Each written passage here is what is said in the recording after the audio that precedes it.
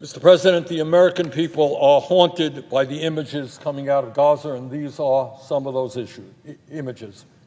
These are desperate children with pots in their hands, crying, begging for food in order to stay alive. And that's what the American people are seeing every night on TV, on the internet, in their newspapers. These are emaciated children, their bodies in some cases barely more than skeletons. The American people are seeing miles and miles of rubble where cities and towns once stood. They're seeing innocent people being shot down while they wait online to get food while they are starving. Over 1,000 people have been killed waiting online to get food because they are starving. Mr. President, despite these war crimes carried out daily and in plain view, the United States has provided more than $22 billion for Israel's military operations since this war began. $22 billion.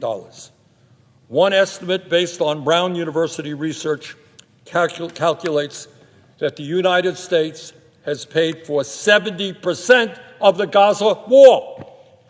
In other words, American taxpayer dollars are being used to starve children, bomb schools, kill civilians, and support the cruelty of Netanyahu and his criminal ministers. And that, Mr. President, is why I have brought these two resolutions of disapproval to block offensive arms sales to Israel. SJ Res 34 would prohibit the U.S. taxpayer-financed $675 million sale of thousands of 1,000-pound bombs and many thousands of JDAM guidance kits. And SJ Res 41 would prohibit the sale of tens of thousands of fully automatic rifles, assault rifles. These arms sales clearly violate the Foreign Assistance Act and the Arms Export Control Act, which prohibit selling arms to countries that violate international law by killing civilians and blocking humanitarian aid. And very few people doubt that that is exactly what Israel is doing. If you want to obey the law, vote for these resolutions. But tonight we have the power to act, the power to force Netanyahu and his extremist government to end this slaughter. The time is long overdue for Congress to use the leverage we have, tens of billions in arms and military aid, to demand that Israel end these atrocities. At a time when Israeli soldiers are shooting civilians trying to get food aid on a near daily basis, when extremist settlers are pushing Palestinians from their homes in the West Bank, and when Gaza is witnessing mass starvation as a result of Israeli government policy, the United States should not and must not be providing more weapons to enable these atrocities.